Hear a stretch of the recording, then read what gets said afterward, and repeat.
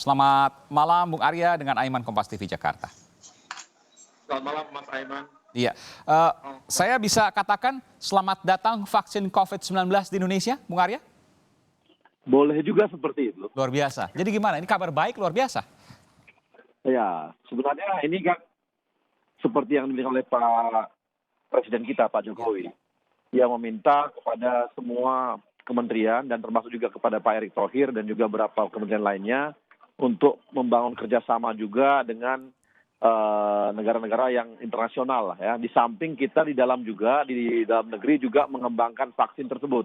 Tapi kan tujuannya adalah bagaimana kita bisa melawan dan mengalahkan corona. Sehingga dari manapun asal vaksin kita akan berusaha untuk melakukan kerjasama. Dan kebetulan memang di samping hubungan dengan hubungan dengan antar pemerintah ya di mana G2G, kita juga tahu bahwa Bio Farma adalah sebuah lembaga lembaga yang memang sudah diakui di dunia sebagai produsen vaksin dan benar-benar seperti WHO aja sebenarnya. Itu kan sebenarnya sangat menghargai dan mengakui keberadaan dari Bio Farma, sehingga tidak heran bagi Sinovac juga untuk mengajak kerjasama untuk Bio Farma melakukan nantinya produksi tersebut. Tapi sebelum dilakukan produksi, maka kita akan melakukan uji klinis tahap 3.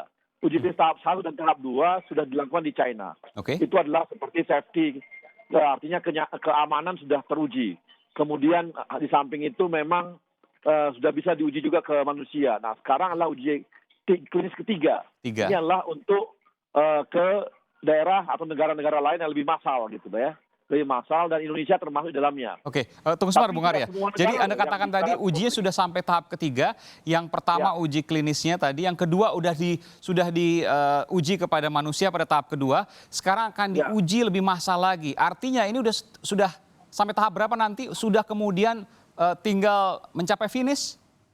Gini, jadi yang pertama lagi misalnya begini.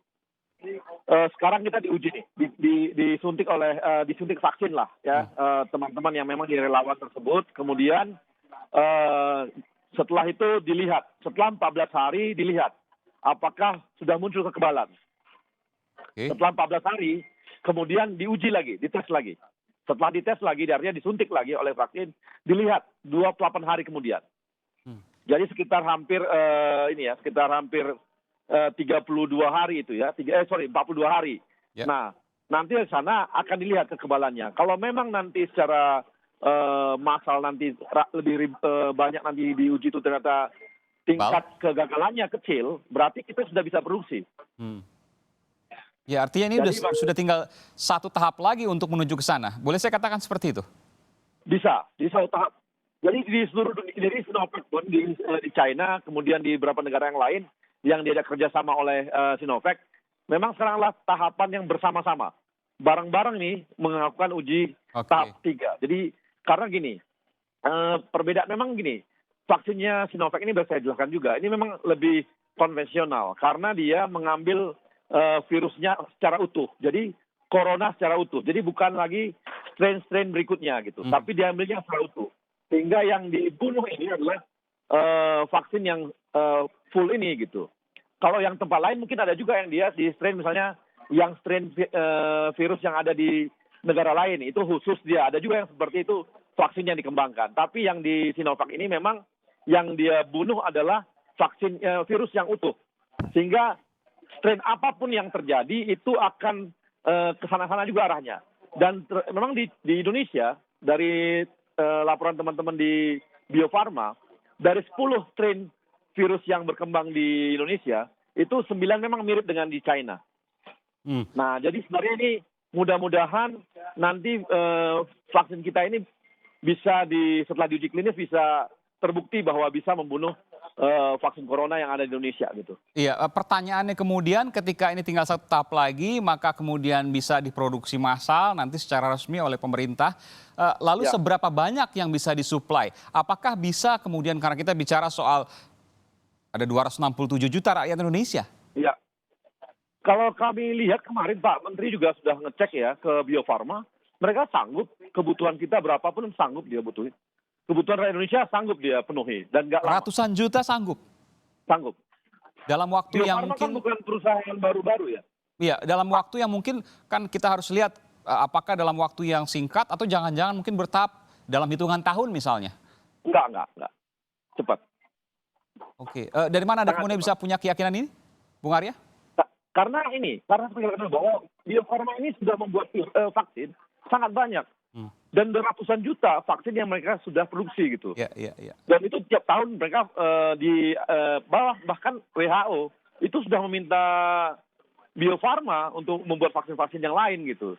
Di Asia Tenggara bisa dikatakan bahwa cuma Bio Farma yang bisa seperti ini gitu. Jadi kita beruntung betul punya BUMN yang punya kapasitas seperti ini. Sehingga diharapkan nanti Indonesia termasuk negara yang pertama memproduksi massal. Kalau berhasil ya, makanya kita doakan berhasil nih. Amin, Kalau berhasil, tentu semua kita doakan berhasil ini. Iya, boleh saya katakan kemungkinan ini adalah vaksin pertama yang diproduksi di Indonesia nanti dan juga mungkin dunia, karena dunia baru ada prototipe-prototipenya yang mungkin belum diproduksi massal. Kalau ini kemudian jadi dan pertama kali, maka ini adalah yang pertama. Ya, memang seperti itu. Jadi kan memang Sinovac ini kan memang karena kita tahu juga ya corona kan dari sana ya. Jadi mereka juga bisa mendapatkan vaksin virus yang pertama sekali muncul itu, sehingga mungkin penelitiannya bisa lebih cepat. Tapi kita juga Bio Farma juga kerjasama dengan negara-negara lain juga. Jadi tidak hanya China ya yang kita ajak kerjasama. Beberapa negara lain juga kita ajak kerjasama. Gitu. Baik, karena ini proyek yang juga terkait dengan negara, tentu saya bisa menanyakan kepada Anda. Mungkin ini masih terlalu jauh, tapi kemudian relevan untuk saya tanyakan. Soal distribusi dan bagaimana harga. Kalau harga sih saya belum dapatkan detail ya.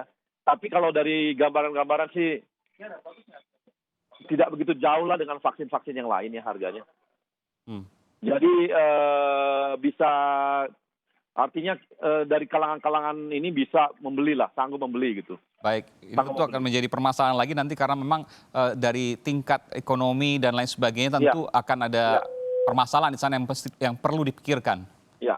Iya betul. Baik, tapi dari sisi supply semuanya bisa ya, Bung Arya ya? Kan harus ada juga hal-hal yang memang ditanggulangi negara. Gitu.